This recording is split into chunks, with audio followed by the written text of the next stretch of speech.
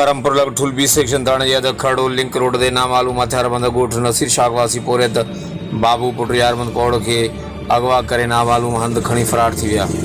पोरियत फटे रक्षा ज़रिए गोठ का करमपुर शहर अची रहियो हो त खेनि नामालूम हथियारबंद हथियारनि जी ज़रूरत अगवा करे नामालूम हंध खणी फरार थी विया। इतला ते अॼु जी पुलिस ॾोहारनि जे पेरे पोयां रवानी थी वई आहे। ॿिए तरफ़ इलाइक़े में वधंदड़ अगवा जी वारदातनि सबबि ख़ौफ़ वारी सूरत हाल आहे। हर वक़्तु आगाहण लाइ ॾिसंदा रहो JTN न्यूज़।